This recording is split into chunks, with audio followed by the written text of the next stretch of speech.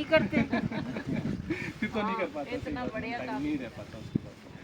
उसके बाद क्योंकि पहले फेलियर्स देखे थे, मम्मा कभी घर से बाहर नहीं आ रही थी, प्लांटों में लगे चल रहा है वैसे।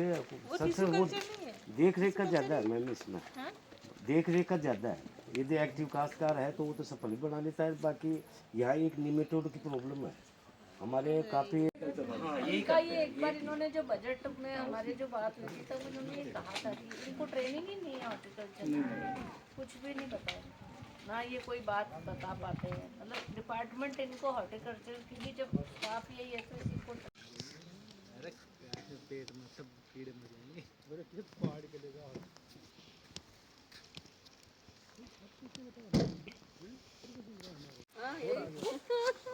और इस बार मैं जो कोशिश कर रहा हूँ, मैं खुद का प्लांटिंग मटेरियल तैयार करके मैं अक्टूबर में फर्स्ट टाइम जल्दी बढ़िया हो गया। मैं कुछ लग रहे हैं, कुछ छोड़ के चलेंगे, वो सब चल रहा है। अगले साल 3 करोड़ रुपए लेने की आराम से आ जाएगा। मैं वो प्लांट उसकी पूरी ब्लूबेरी बोल रहा हूँ मैं इस ईयर लास्ट तक।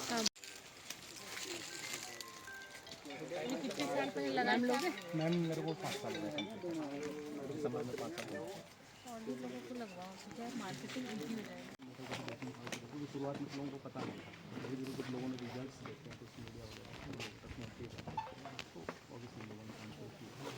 मतलब हर दूसरा तीसरा बंदा। युवा किसानों को आप क्या कुछ कहना चाहेंगे?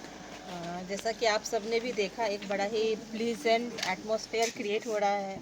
हम अपने एक यूथ को प्रोग्रेसिव कृषक के रूप में, इनोवेटिव कृषक के रूप में देख पा रहे हैं और एक बहुत अच्छे लेवल की अर्निंग इन्होंने की है।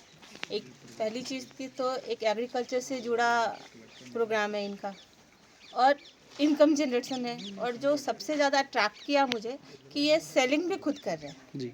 अदरवाइज क्या होता है कि हमारा किसान मोस्टली सेलिंग के बिचौलिए के अंदर दब जाता है।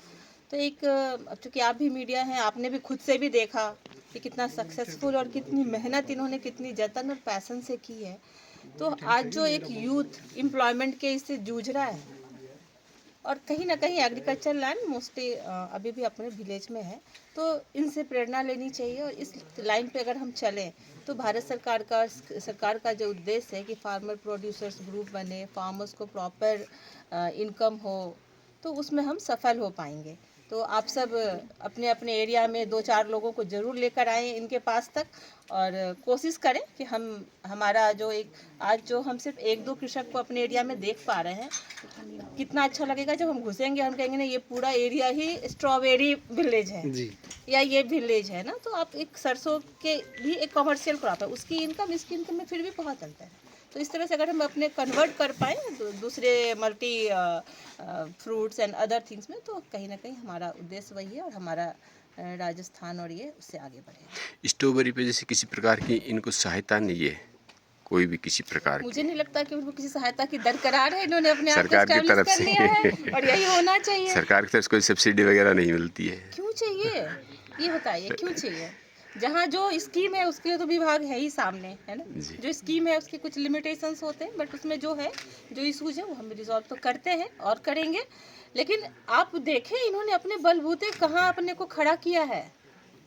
इनिशियल फेज में ज़रूरत पड़ती है, उसमें एग्रीकल्चर डिपार्टमेंट इनके साथ खड़ा रहा है और भी जो लोग आएंगे ना उनके साथ भी खड़ा रहेगा। Thank you.